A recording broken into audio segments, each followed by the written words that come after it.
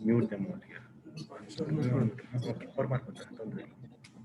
Very good afternoon. Namaste. Warm greetings from Engineering Technology. First of all, I welcome all the participants to this program, an important program on urban mobility, challenges and opportunities. A 5-day webinar series conducted by Department of Engineering, Global Academy of Technology. I must on this occasion sincerely thank all the resource persons who have agreed to deliver lectures on this occasion. We are compelled to conduct a webinar series instead of a full-fledged program where every participant has benefited better opportunities for full interaction with all our experts, resource persons. To sum it up, when the entire humanity world over is facing problems in respect of trust areas like water, environment, transportation, our very existence is threatened. In most of these cases, awareness itself is lacking. Forget about sound technical knowledge as to how to handle all these issues. In this connection, we thought a webinar series would certainly bring in some kind of respite among all stakeholders, essentially students, to take care of our country, not just country, the entire humanity of the world. And hence, this workshop is organized. I must say that it is just not urban mobility. It is a mobility which is threatened for human race itself.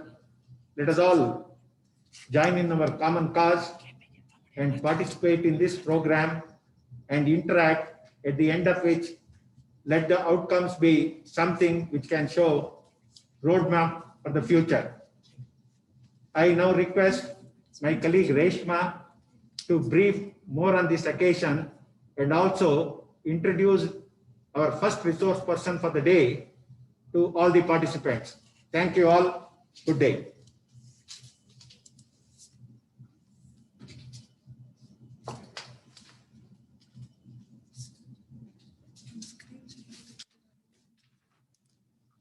A very good afternoon, one and all. At the outset, let me thank all the participants who registered for this webinar series. I'm happy to share that we have registrations over 180 members across the country, even from the premier institutions like NIT, IIT, CEPT and other colleges. Warm welcome to the webinar session. So this is our first session. Today's session we will hear on an overview of urban mobility, the challenges and the concept note of congestion pricing and the various mitigation measures. With great honor, we are now introducing our resource person, Ms. Vaishali Singh. We are very happy to read Ms. Vaishali's career profile. Vaishali Singh is an urban planner and works as a senior associate at the ITDP India program. Her primary areas of interest lie in public transport, travel demand management, and transit-oriented development. Over the years, she has worked on various urban development and traffic management projects like the assessment of public transportation systems, congestion pricing, prioritization of buses, electric mobility, and review of master plans and zonal plans, etc. Vaishali use their expertise to help cities develop into sustainable future habitats. Being a long-time public transport user, Vaishali is well aware of the issues that plague the transport sector and advocates the need to strengthen public transport and walking cycling facilities. Today's session, Vaishali is addressing the transportation problems troubling our cities and the measures required to mitigate them, with a special focus on implementing congestion pricing to manage traffic congestion and improve mobility for all. Welcome, Ms. Vaishali. I request Vaishali to share the screen so that participants can hear it. And a message to all the participants, kindly mute your audio so that it enables us for the smooth conduction of the program. And any questions, either you can post it in the chat box. If not, we have a 15 minutes interaction session. You can discuss or ask the speaker about your queries. Over to you, Ms. Vaishali. Yeah. Thank you so much, Reshma, for that really warm welcome and that introduction as well.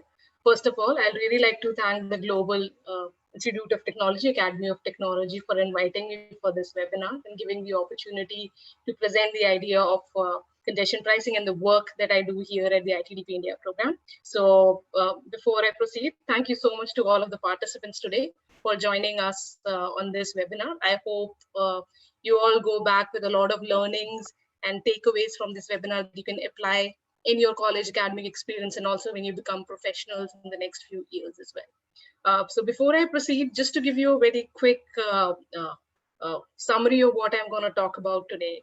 So I hope through this webinar today, I'll be able to quickly tell you what are the problems which are facing, which our cities are facing in terms of transportation these days. I'm sure a lot of you would have already seen them, experienced them, and just not talk about the problems, but also talk about what kind of solutions we can implement to manage those problems. And then, with a special introduction to congestion pricing as well. What is congestion pricing, the idea of congestion pricing, and can we actually look at implementing congestion pricing in our cities? So without further ado, let me start off this presentation as well. So let me start with a very simple question. Like, how does urban India travel? I'm sure a lot of you, when you're on street, you do observe how the streets are. And I think the general perception is that most of the Indians, most of the urban population actually travels in their private motor vehicles. But you would be very surprised to find out that according to our 2011 census, actually, 47% of people walk and cycle to work. 21% of people use public transportation, and it's actually only 32% of people who use private vehicles and taxis. So a whooping 68% of population is the one who is actually walking, cycling to work, or using a sustainable mode of transportation, whereas only 32% of people are actually dependent on their private motor vehicles for their work trips. Now, with almost 70% of the people who use these sustainable transportation modes, but when we look at the actual road space, where is the space for these users? So these are typical photographs in most of our urban cities, in our urban centers, where there's a large population which is walking, but we don't have a footpath for these people to walk on, and they're forced to walk on the carriageway beyond the way of where the vehicles are flying, leading to a lot of accidents. So that is the reality of our Indian cities.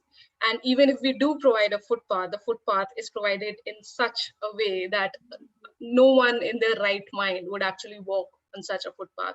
It looks more like an Olympic hurdle race than a comfortable footpath for a person to walk on.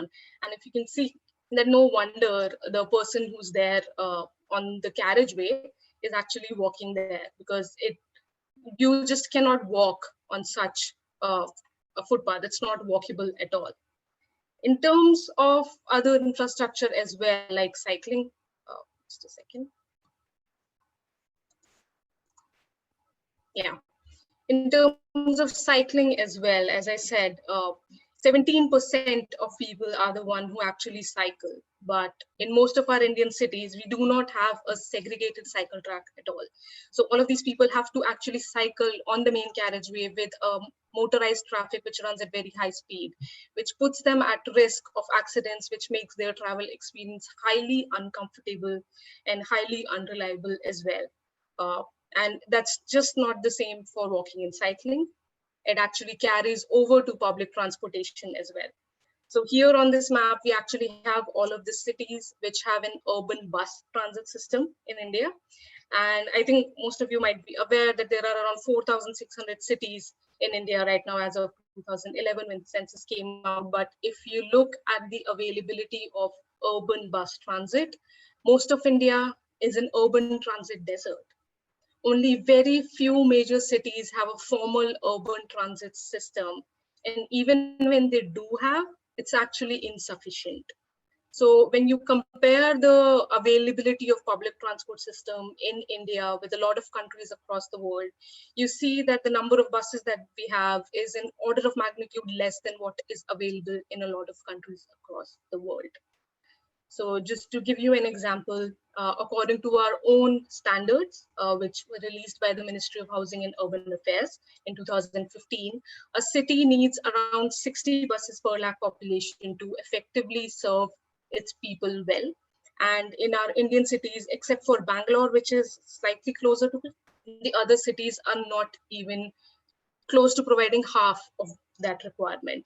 And if you compare it with a lot of countries across the world, like Beijing and Hong Kong, they're providing double of that amount. And no wonder that the public transportation services are highly reliable in a lot of these countries, because when you just provide higher number of buses in the cities, you are able to provide better frequencies. With better frequencies, you are able to provide a more comfortable mode of transportation to the cities and also cover a larger area in the city as well. Now, what's happening because of the lack of pedestrian infrastructure, of cycling infrastructure, of bus transportation in our cities over the last few decades, the private motor vehicles, which is two-wheelers, cars, and other modes of transportation, are actually growing much more than the population itself. And what's happening because of that, as you can see in the last like the last 10 years or so, the population has just grown. It is like doubled, tripled in just only 2-3 years in most of the cities. And with that higher number and higher purchasing, the number of usage has also increased. And what's that is causing a huge array of problems in most of our cities. And congestion is one of those major problems. And of course, related to congestion are the allied problems with it, like air pollution, which also comes in. With congestion, you also lose a lot of time as well, which you could have otherwise utilized. So if we look at, how actually our cities look in terms of what they are able to carry and what our streets look like. So while a lot of these motorized vehicles give about around carry around 60% of motorized trips, I'm not talking about all of the trips. In terms of total mode share, you have seen that they carry around 32% of all of the modes. In just motorized trips, they take up to around 60% of the road space. This is an example of Chennai, but they take up to around 80% of the road space. Similarly, in cities like Mumbai as well, they take around 60% of the total motorized trip share, where in terms of total trips which people are taking, around 60% of being carried over by these private vehicles. But the amount of road space that they're consuming is much larger than the amount of people that they are able to carry. And if you look at public transportation, which is able to carry around 35% of the people, is just being given around 6 to 8% of the road space. And it's just not for Chennai and Mumbai. It's actually the same for a lot of our Indian cities, a lot of our urban centers, and it's even more prominent in a lot of other cities where a formal public transportation system doesn't even exist. So to explain it to you why that is a problem, let's take an example that a taxi is able to carry, on an average, is able to carry 1 or 2 people at max. A car is able to carry around 4 people, although the average occupancy in most of our cities is somewhere around 2 or 3 people that are present in a car at a time. In comparison, a bus actually comfortably carries 60 people at once. Now, when you put it in terms of road space, so if you look at the graph that we have here, so 60 buses can very easily travel in a bus.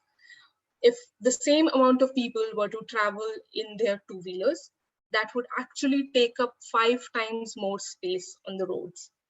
And if the same amount of people were to travel in their cars, then that would actually take up 10 times more space than a bus on road.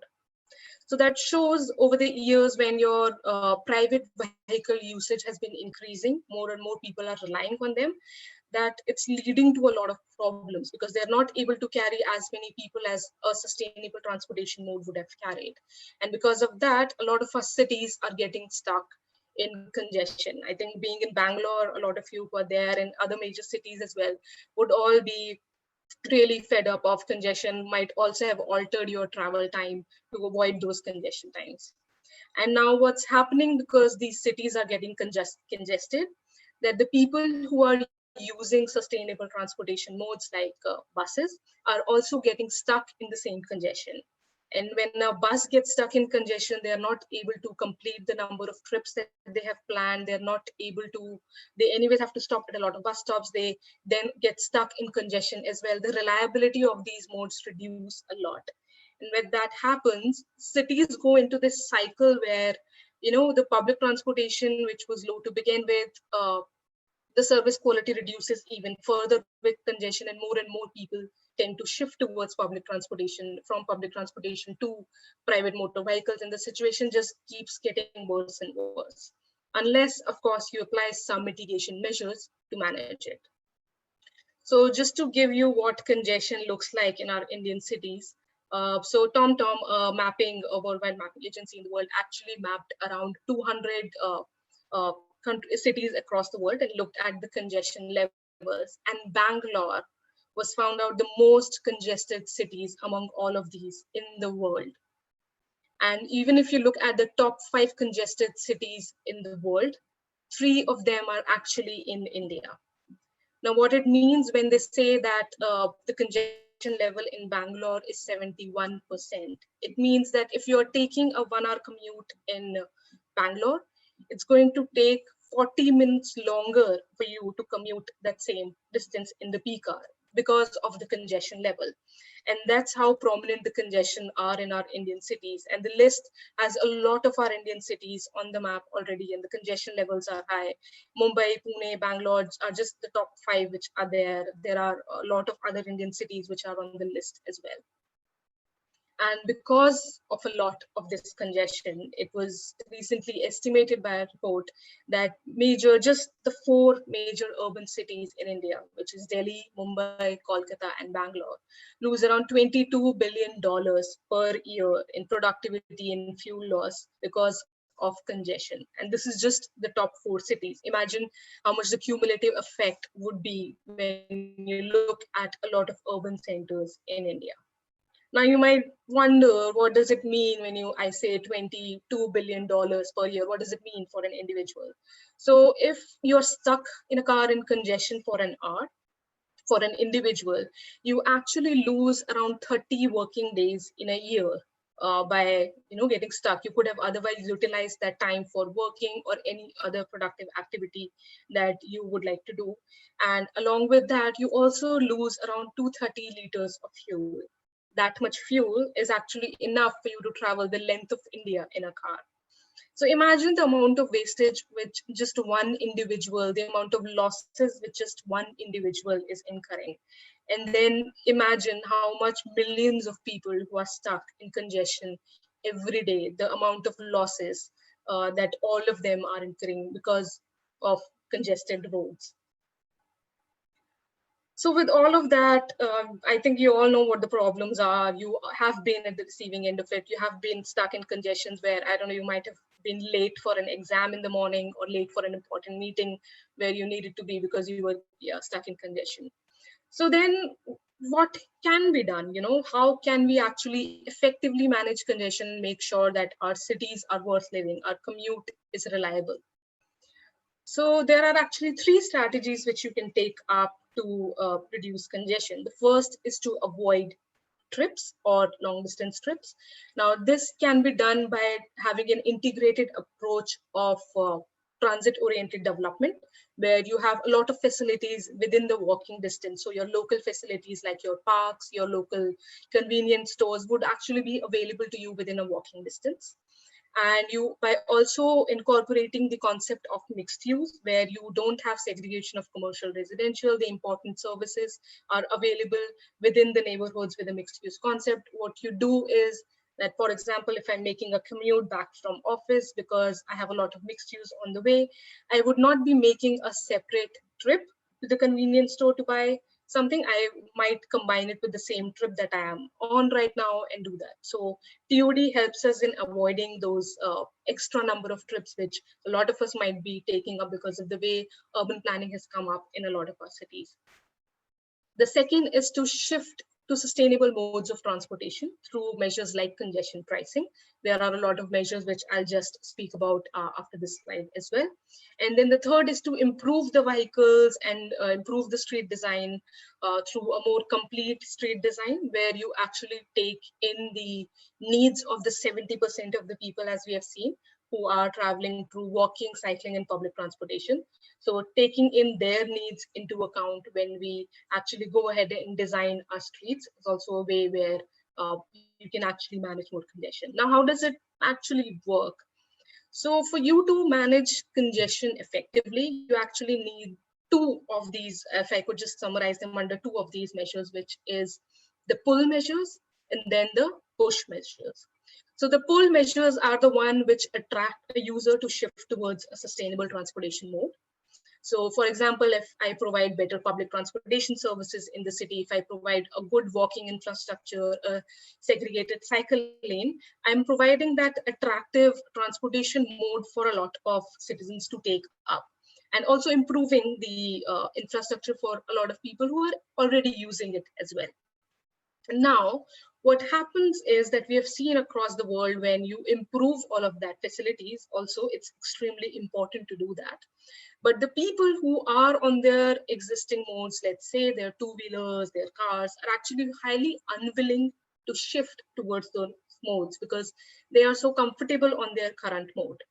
So what you need to do is also apply some push factors to it as well, where you are actually pushing them towards shifting to those sustainable transportation modes by applying measures like travel demand management, congestion pricing, parking management, which I'll get to.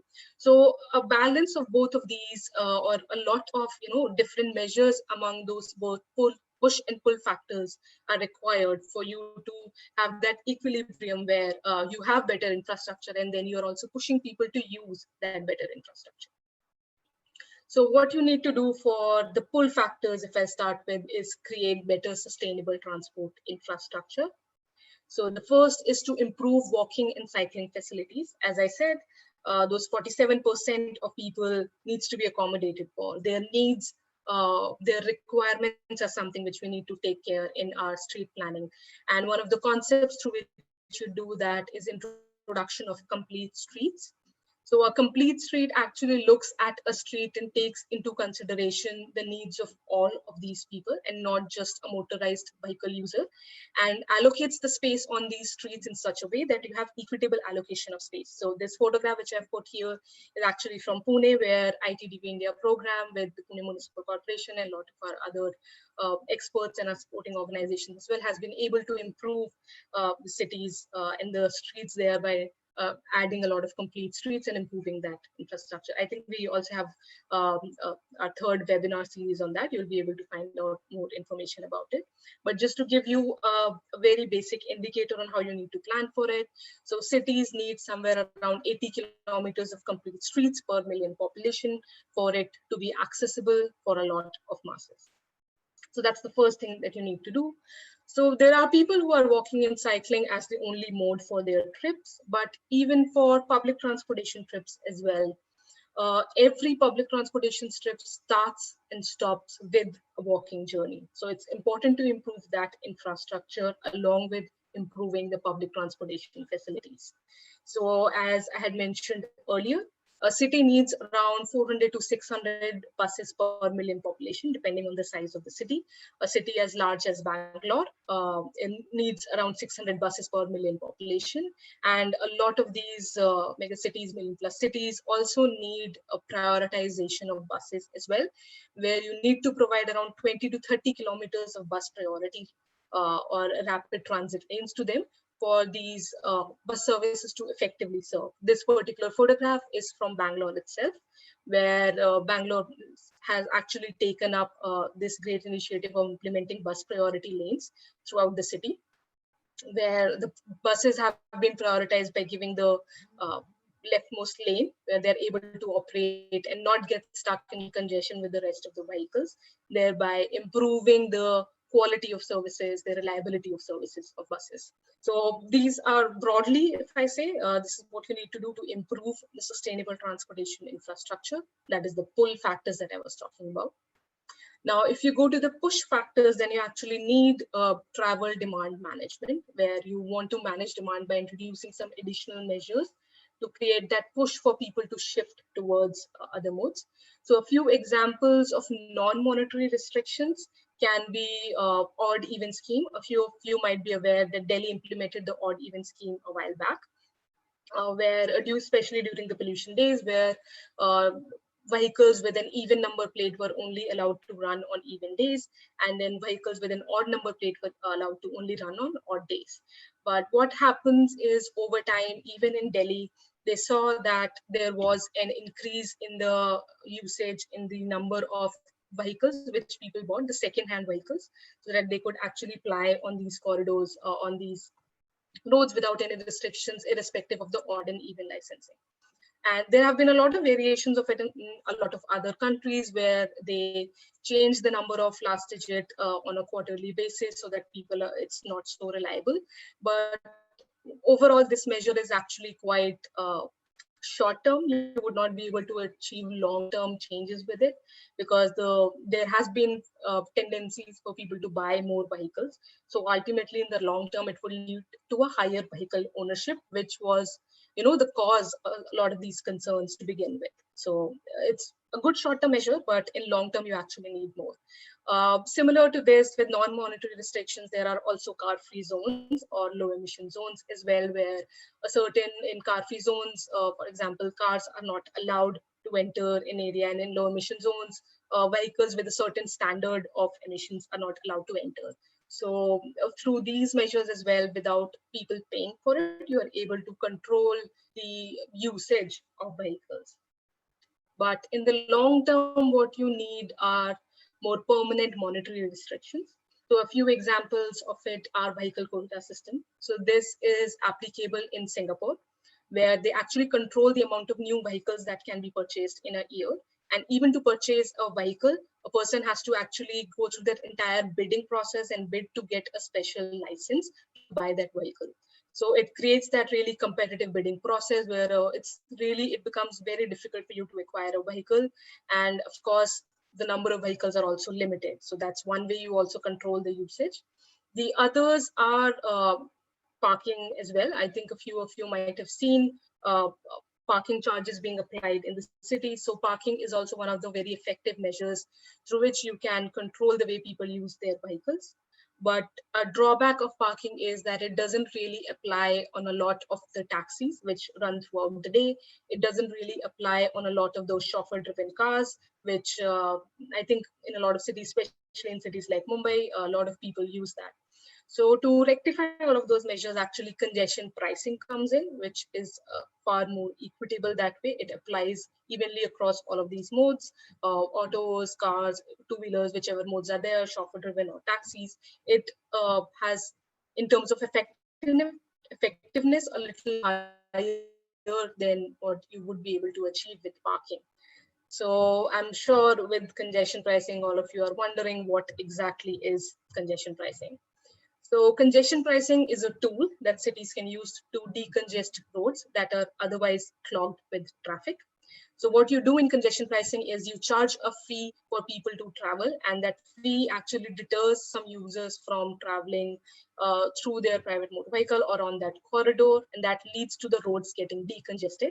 Because of that, the travel speed improves for the people who are actually willing to pay, and also improves for the other modes of transportation like buses as well. So that's broadly how congestion pricing works. I would actually walk you through a step-by-step guide on how a city can implement congestion pricing, and what are the steps which a city needs to know if it needs to implement congestion pricing or not. So in terms of broader benefits, so of course, the purpose of congestion pricing is to reduce congestion. So that's the first benefit that you achieve out of implementing congestion pricing, a reduction in congestion levels. Since that reduction has happened from a few people either shifting to sustainable transportation mode, uh, changing their travel time or changing their travel route. These are the different options which are available for a lot of these people, but it does encourage a lot of those people to shift to sustainable transportation modes when the other two options are not available. And by doing so, you actually reduce the level of pollution in the cities as well, because the per capita pollution levels for a lot of these modes, like buses, is actually significantly lower than what would be there with cars. So if more people travel by buses, the level of pollution which is coming from transportation can be significantly reduced. And of course, walking and cycling as well, which are uh, more or less pollution free. And then because congestion charge is a charge, you also generate revenue, which you can use to improve the public transportation and walking and cycling infrastructure in the city.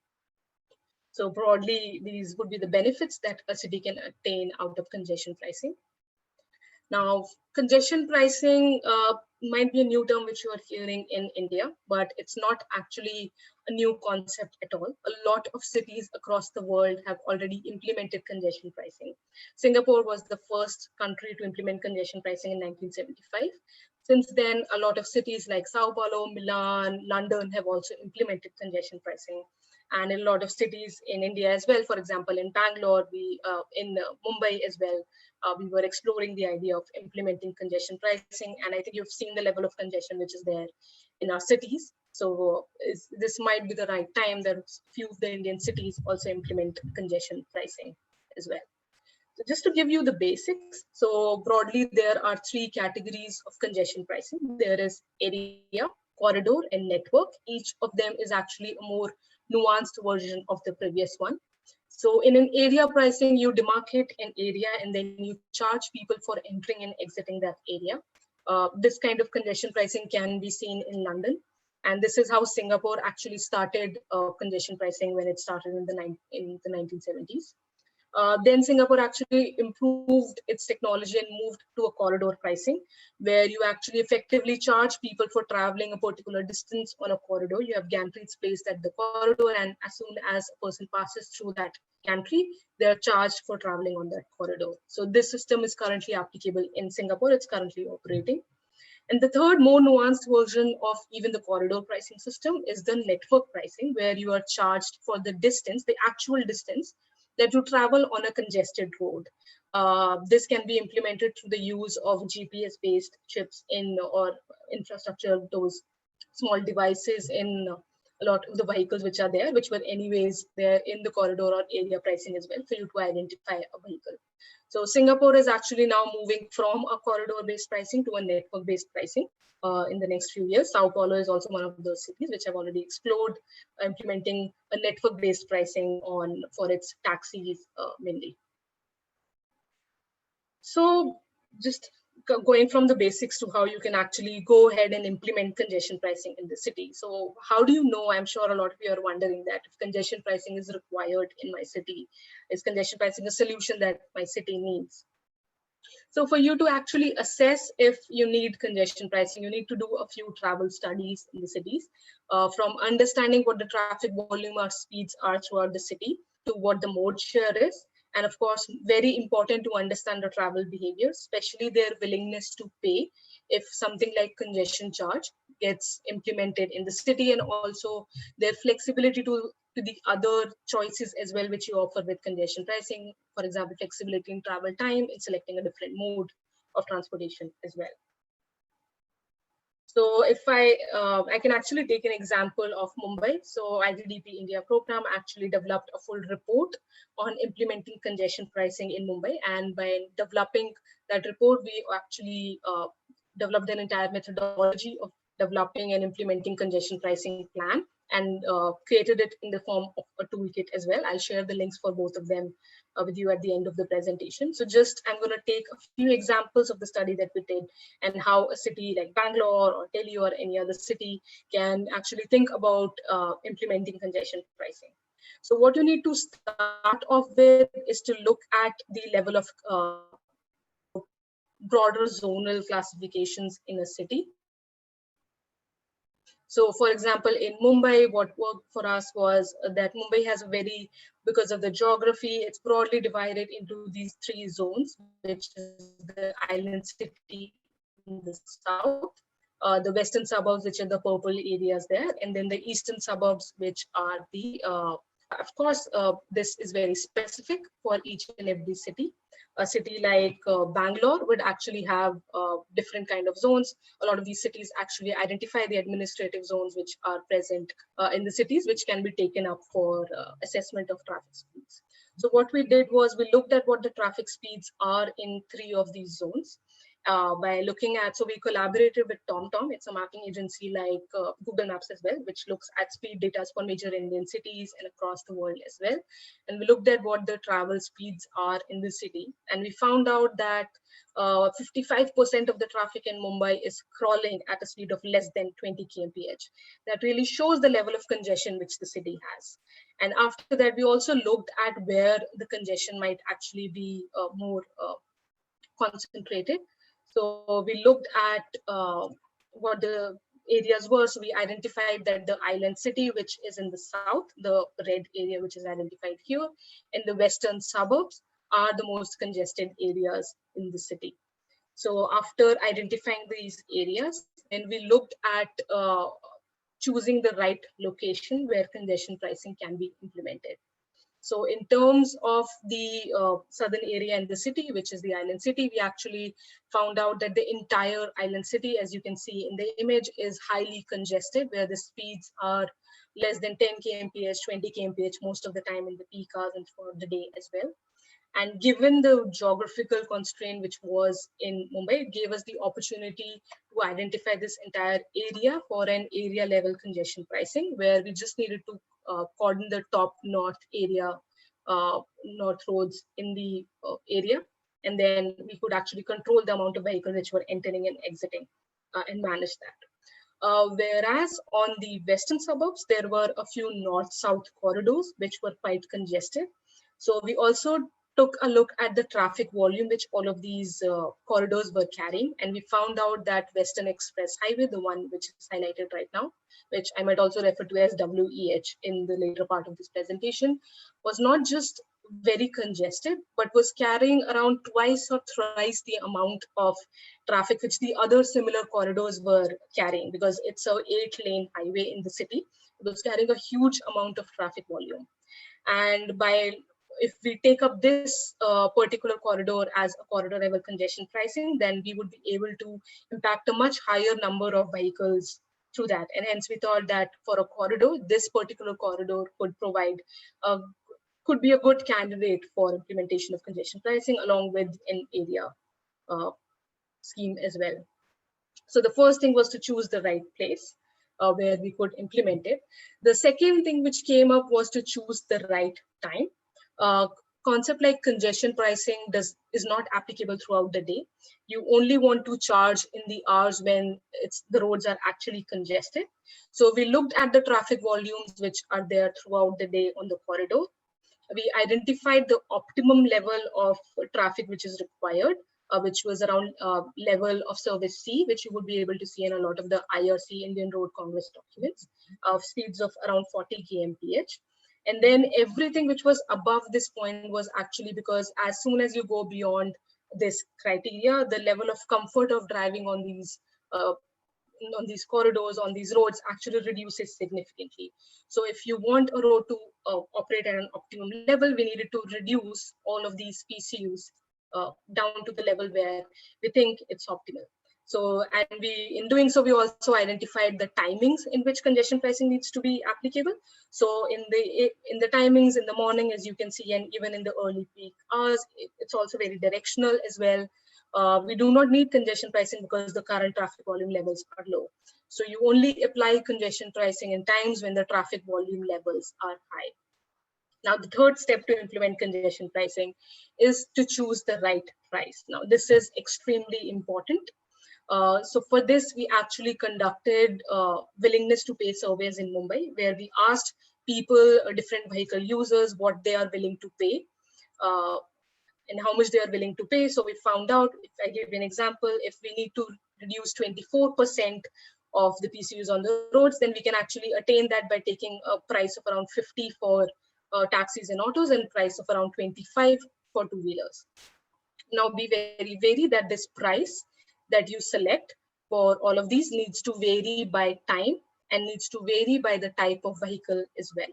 So for example, in the time, for example, 6 to 7, when the maximum traffic is there and you need a higher reduction, you actually charge a higher price as compared to in the hour where somewhere around 4 to 5, where you have a much lesser congestion which is there, you need a much lesser reduction in traffic and hence you charge a lower price. And the price also varies by the type of vehicle as well. For example, two-wheelers occupy approximately half the size of a car, and hence the price that you're charging for a car and a two-wheeler are more or less in that proportion as well. Similarly, for your freight vehicles as well, since they occupy almost twice as much space as a car, you charge a higher amount. So just to summarize what we have so far, you choose the right place where you want to implement, you choose the right time that you want to implement, and then you choose the right price that you want to charge for these vehicle users, which varies by time and by type of vehicle. Now, I'm sure the question which also comes up is who should be charged and who should not be charged. So vehicles like cycles and buses should ideally not be charged in a congestion pricing system because of the number of people that they carry. They actually utilize the road space very optimally. So it's recommended if these vehicles are not charged, along with the emergency vehicles like ambulances as well, considering the amount of service that they provide. Other than that, all other vehicles, which are your two-wheelers, cars, electric cars, taxis, freight, should be charged according to the road space that they consume. Now, after that, you also need to revise the price as well quarterly, because the first price that you select might not essentially give you the right price. The first price would come from willingness to pay survey, but it might not be, because people get used to a certain charge. They might over the years start responding to the charges differently. So you need to periodically modify the charge as well. So if the traffic is too congested, that then your price is actually too low, so you need to increase the price. If your road is actually too underutilized, and that's not good either, you want to have an optimum utilization of roads, then that means that your price is too high. So in that way, you need to decrease the fee to the point where you have an optimal utilization of the road, which is the major thing that you want to achieve with congestion pricing. And hence price revision is a very important thing that you need to do on a quarterly basis, which Singapore also does on a quarterly basis to ensure that you have optimal utilization. After that, you also need to create the right interface. So of course, something like RFID tags, which a lot of you might have seen on vehicles already across India. RFID tags are being used at tolls to deduct the tolls. So of course, there needs to be some backend system from which payment can be cut in the vehicles, followed by installation of gantries, where you can actually show and deduct these, and then also a control center as well, which would show you if payment has been deducted, if there are violators, and then inform the on-ground agency like traffic police about the violators so that then they can charge them as well. After that, you might have done a great planning exercise on how you can do. You might have selected the right price, the right interface, but no project goes ahead into implementation, into successful implementation without the right support. So it's extremely important that you find the political champions which are ready to back you up and to implement that process on ground, obtain the legislative backing which is required. For example, in Mumbai, when we looked at the Municipal Corporation Act, we found out that the provisions for implementing congestion pricing are already in place in the act. So we already had legislative support, which also actually clarified how the fundings can also be used if you collect the revenues to congestion pricing. In case in cities that's not there, it's really important to provide that legislative support.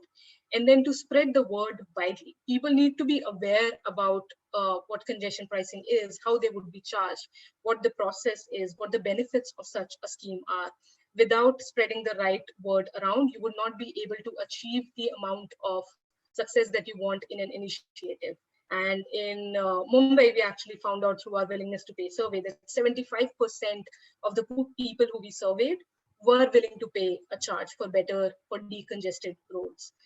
So that kind of support needs to come out from the people. You need to very well make them aware about the benefits which are there, about the improvements which would come up as a uh, as a success factor of the congestion pricing revenues which would be generated. And of course, engage the right institutions. You need to identify, so in case of Bangalore, if you need to implement congestion pricing, Bangalore Municipal Corporation would be a key agency, along with traffic police as well for on-ground implementation, RTOs for identification of vehicles. So we need to ensure that all of these agencies come together and work together through some interagency coordination and agreements. For actual implementation on ground, private sectors, usually a lot of our tolls are also managed by the private sectors. You need to have a competent private sector on board to do the day-to-day maintenance, to do the day-to-day operations, and of course, keep track of the performance. As I mentioned, looking at what the congestion levels are once it has been implemented, how it is on the surrounding corridors, what the bus ridership impact of it has been on bus ridership, how the revenues have been. So to keep a track on all of these, to also show to the people what the success of the initiative has been, and of course to share revenues among all of the agencies who are working towards a successful implementation of congestion pricing. And once you do generate that revenue, it's extremely important to invest it right. So the revenues which are generated from congestion pricing should be invested to improve the public transportation and walking and cycling infrastructure. We have seen in case studies across the world, like Gothenburg, where the investments went into improving and creating more highways, creating more flyovers, that led to traffic becoming worse in the few years, where people did not see any improvement in public transportation, walking and cycling infrastructure. The initiative actually backfired. So to show public support, to make it more equitable for the people who are willing to shift, who are already using those modes of transportation, it's essential to provide improved services to these people. And for that, it's very, very, very crucial to invest it in the right way. And just to give you a very brief of what the benefits of congestion pricing have been, in London, Singapore, Stockholm, all of them saw significant improvement in travel speeds. With that, they also saw better air quality in the cities as well. In London, for example, there was a 12% reduction in NOx and PM10 levels. In Stockholm, for example, there was a 2 or 3% reduction in the emissions in the entire metropolitan area, not just the area where congestion pricing was implemented. With that, they were able to have a higher ridership in public transportation as well. And in all of these cases, the public transportation services, without adding even a penny of it, they were able to just improve them by serving on more trips, because the buses were not getting stuck in congestion. So it really improves your public transportation quality of services as well, their reliability of services when they don't have to get stuck in congestion. And of course, it generates revenue. So in London, for example, 80% of the revenue which is generated is invested back in public transportation, road safety and walking improvements. Similarly, in Singapore and Stockholm as well. As I said, it's extremely important. And if you want to look at good case studies where these uh, congestion pricing has been a success, it has been because of a lot of these factors which have come together to make sure that it's implemented. So if you want more information, as I've said, ITDP India program, I have been involved in that project as well. We have actually developed a full report on implementing congestion pricing in Mumbai. I'll leave the QR codes and the link for you to look at these reports as well. And in doing so, we developed the entire methodology, which we have put in the form of a very easy to understand illustrative toolkit, which you can take a look at. I'll leave these for you to see, and also urge all of you to take a look at these documents and use these documents to see if congestion pricing is required in your cities, if there are any other proposals that you want to develop for implementing congestion pricing. So feel very free to use these guidelines, and I think our contact information are also in these. Do feel free to reach out to us as well if you'd like to talk more about congestion pricing. Yeah, over to you, Reshma.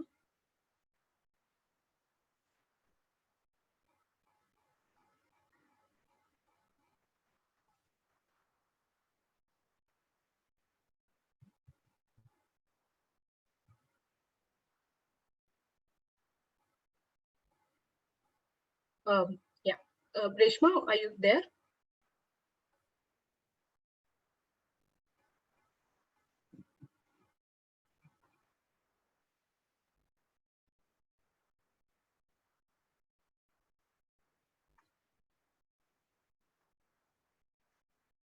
I think we can take up a few questions. Though let me take a look at what questions have been posted in the chat box.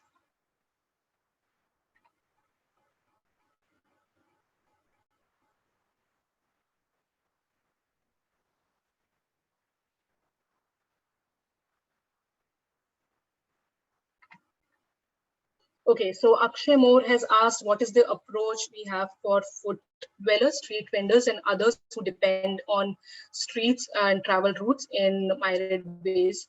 So in her definition of street inclusive of them, my question may be off track than the main topic of congestion pricing. I just wanted her views on them. Sure. So Akshay, actually we do include in our complete street designs, definitely we do include street vendors. We do make sure that, so we have in street designs this concept of multi-utility zones as well, where we do accommodate space for a lot of these street vendors because they're just not providing a very important service to the city in terms of accessibility. They are also providing eyes on street. Also become safe. They provide eyes on street most of the time to the people. So we do accommodate that. I think we actually have a webinar or third webinar where one of my colleagues, Venugopal, would be presenting exactly on that, on designing complete streets. So if you are more interested, I'll actually recommend you to do attend that webinar. Yeah. Vaishali? Yeah. Hi, Reshma. Yeah. Sorry, there was a technical error. We were, rectifying that. So, thank you, Ms. Vaishali, for the detailed lecture on the urban transport challenges and how congestion pricing can be used as a mitigation measures. I'm sure the participant would have learned on what the basic concept of congestion pricing, its strategies, and the ways of operation, and the expected outcomes and other related points too. It adds a lot of information to us and to the participants as well. So now it's time for discussion. You have already read the question, Vaishali, you answered to one of the person. Now let's keep it open for the participant. So we request participants, if you have any question, either text it in the chat box or feel free to ask to the speaker. So you can unmute your audio and come to the straight questions to the speaker. So ma'am can give explanations for that. In the meantime, I think Shruti has asked a question, which is how do we make it a mandate to implement it? Because in a heavily populated country like ours, it gets lost in translation.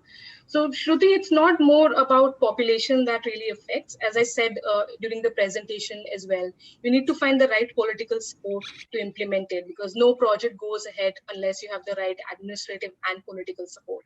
So it's extremely important to create a right plan, but at the same time, make sure that you engage with the right institutions. So we at ITDP, what we also do, a large part of the work that we do is to engage with the right stakeholders to bring all of them together so that they work together to implement it. So that's one of the very, very crucial steps. Thank you for asking that question.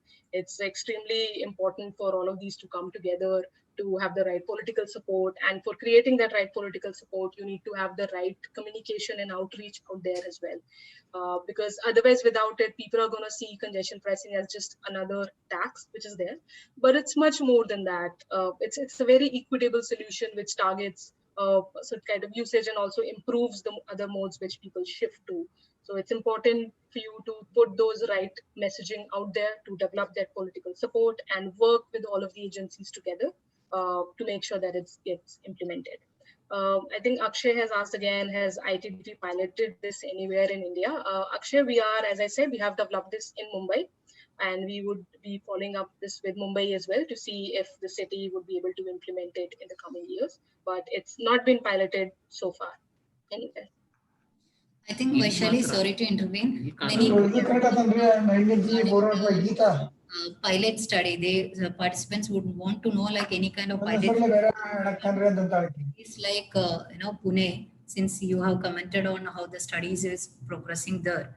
So can you just brief on it, like how far the process or your study has been into Chennai? I mean Pune. Sure. So this is the study that we did is for Mumbai. So the study which we carried on for around 2 years, 1.5 years is actually done. We are at a phase where we are going for stakeholder engagement more. COVID did put a lot of little bit of a pause on that. But so that's the stage we are at. I think a lot of other cities like New Delhi and Bangalore have also explored the idea of congestion pricing. There are different stakeholders which are, of course, involved in implementing that. But it's not on a pilot phase right now in any city where it is on ground. It takes a little bit of time to get the infrastructure in place before you can start implementing congestion pricing.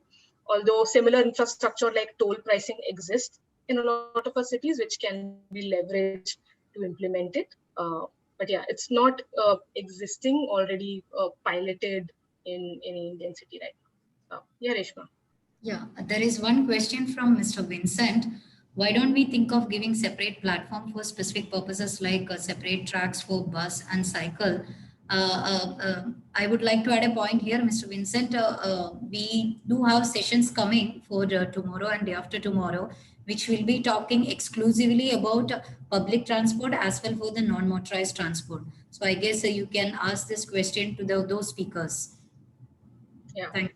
Just to give you a very brief answer as well, Vincent, definitely separate tracks for buses and cycles are required to provide better, safe, accessible services to people. As I said, when you're traveling in buses, when they get stuck in congestion, it puts them into that cycle where public transportation services get their quality reduces further and further. So it's extremely important for cities to provide prioritization. Mumbai has taken, Bangalore has taken a right step in that direction by implementing bus priority lane. I think the next webinar is on that itself. You'll be able to find out further details, but definitely more equitable distribution of space, separate cycle tracks for especially walking and cycling, because you need to separate those slow moving people and vehicles from your main carriageway to provide effective, safe path for them to complete their journey.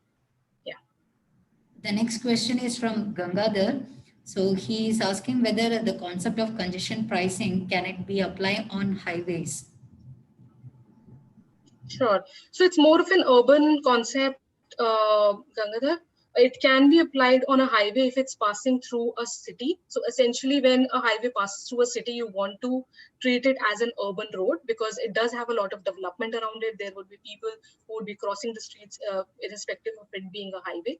So in case of Mumbai as well, one of the corridors that we selected, Western Express Highway, is a highway, but because within the urban domain, it is passing through a very congested area in the city. And considering the huge volume of traffic it was carrying, we did consider it as a good potential corridor where congestion pricing can be implemented. Yeah, the next question is from Uday Kumar.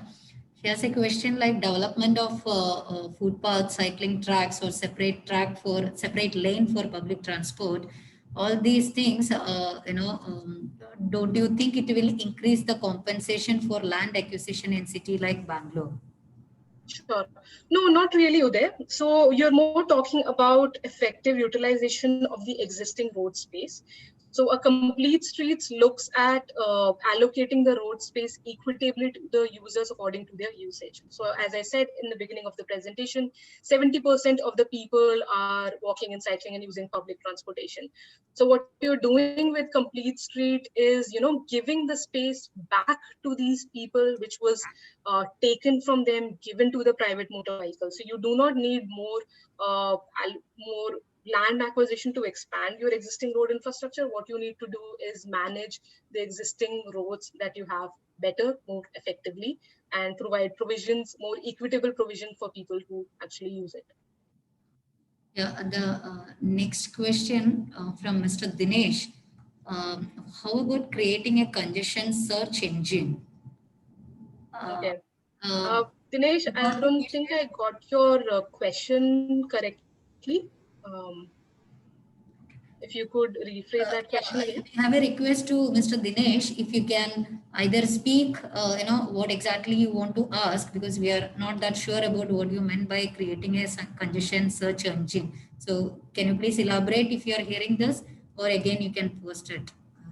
Yes, ma'am, I'm here. Yeah. Yeah, yes. Am I audible? Yeah, very much, please. Ma'am, I just have this query. So do we allow users to use these search queries based upon the congestion patterns and find all relevant similar situations where a chosen traffic can be observed. It means like Yes, definitely, possibility of a Dinesh. reverse I search. think I understood. Go ahead, Dinesh. Hello? Yeah, Dinesh, please speak. It's clear. Can you please Yes, repeat ma'am. it? Yes, ma'am. Regarding this congestion search engine, ma'am.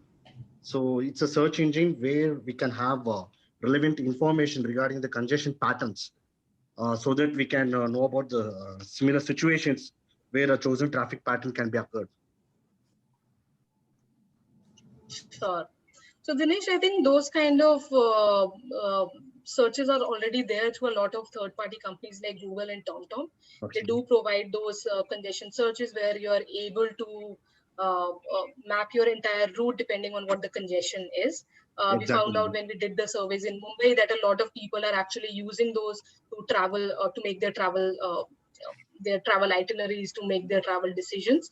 In Yes, ma'am. context of congestion pricing, where I see a possibility where something like that is already there in Singapore, that once you implement congestion pricing, what a lot of Yes. these mapping agencies do is build upon that and show you Yes. a route which you can take by adding Yeah. and paying a charge like congestion pricing and travel with the lesser time, or take an alternate route where you wouldn't have to pay a congestion charge and take a route which is more congested.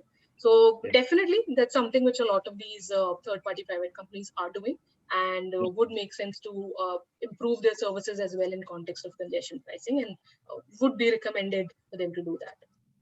Yes, ma'am. Thank you. Yeah, I hope Dinesh you got a clarification. There is a Yes, ma'am. question from Manchunath. Mr. Manchunath, he is saying he has a query on BRTS. So you can directly ask the question. Mr. Manchunath, you can ask the question. Am I audible? Yes, please. Very good afternoon. First of all, I'd like to thank for giving us an opportunity to participate in such a wonderful seminar on the urban development in the recent past. With that, my query is this BRTS, Bus Rapid Route Transit System, has been implemented in Hubli Dharwad city. Hello, am I audible? Yes, please continue. Okay. So this was implemented in Hubli Dharwad city for reducing congestion. The problem was, as Vaishali ma'am was speaking, private vehicles will have a portion of around 30 to 35% on the carriageway, whereas public transportation will have around 20%. But once the BRTS comes in the city, so it will acquire almost 60 to 70% of the carriageway, whereas only 30% of the carriageway is left for the public transportation. So provided there is no scope for or there is no road expansion has been done. So with that, the problem is increasing day by day rather than reducing. So is it effective to provide this BRTS? Uh, this is my Sure. question. So, Manjunath, if I'm Yes. saying your name correctly, of course, it is a very effective solution. So, Yes. if I give you an example, so a normal mixed street with no prioritization of buses would be able to carry around 2,000 to 4,000 PCUs in an hour, whereas when you actually do introduce a priority system, you are able to carry around 5 to 6 times, depending on what kind of prioritization you have provided, more number of people. So when you look at a road space in terms of number of vehicles which are passing, it's a very ineffective way to look at a utilization of a road space. You need to look at the road space in terms of number of people who can be transported through a system efficiently in an hour. So in terms of BRTS, it doesn't take around 60% of the road space. What you're effectively taking is a central median space, one lane on each direction. Another, if you account for around a station or a stop as well, you still have 2 lanes, mostly in each direction, still remaining for your private vehicle movement. And just by doing that, you're effectively able to transport a higher number of people. As I mentioned earlier as well, a bus which is carrying 60 people is able to do that in 1/10 of a space than what you would need when you're doing this by car. So in terms of efficiency of road space, you do need prioritization systems like that to effectively utilize the space in the long term. As I said, no, you need both the push and the pull factors. So you are providing a BRTS system, a high quality BRTS system in the city, but a lot of people who are already very comfortable on their private motor vehicles wouldn't shift. So you wouldn't see that reduction in the number of vehicles on the corridor, which you would like to see from them shifting to those buses, which hasn't happened. So Yes. concepts like congestion pricing, like parking, those push factors, as I had mentioned, are also required for you to effectively see that. So as I said, those push and pull factors go hand in hand. You need to have both of them together to have effective projects to attain more outputs from those projects. Okay. Okay. Thank you very much. I hope that clarifies your query, Mr. Machulata. And there is one question from Mr. John. Will the congestion price push the people towards public transport, or will the users opt for alternate routes? Sure. So, John, I mean, one of the primary motives of congestion pricing is to optimally utilize the road space. So, it doesn't take away choice from a user. They still have that. They can shift to a different time, they can shift to an alternate route, or they can shift to an alternate mode as well. So when people are shifting from a very congested route to a route which is less congested, an alternate route for them, they are, effectively utilizing the existing public transportation, effective road space which is there in the city. So ultimately, you are effectively using the road space. So it's okay. It's perfectly all right for people to go with either of these choices, as long as you are able to manage your road space very effectively, your roads very optimally. Yes, there is a question from Mr. Reddy. So it is congestion pricing. So can we impose congestion pricing based on the delay and the queue length which we are facing? That's what is the question. Sure. So, Mr. Reddy, in terms of technically assessing and implementing congestion pricing, what we look at is the overall capacity of the roads and how much traffic volume they are carrying right now. And that's how we effectively see what, so as I said, mentioned earlier, level of service C till the end of it is where you're optimally able to utilize the space, road space with comfortable experience for all of the users.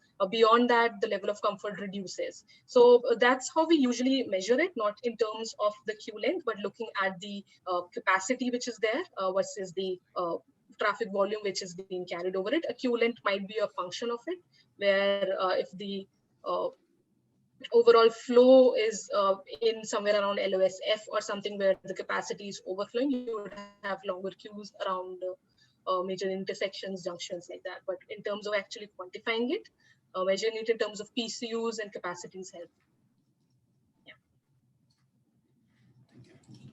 Is there any other question, or any participant would like to have a direct interaction with our speaker?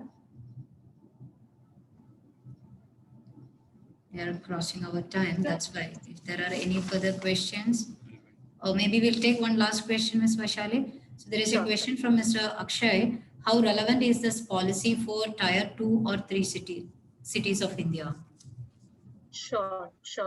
So as I said, Akshay, it's a total measure which goes out together. You need push factors, you need pull factors.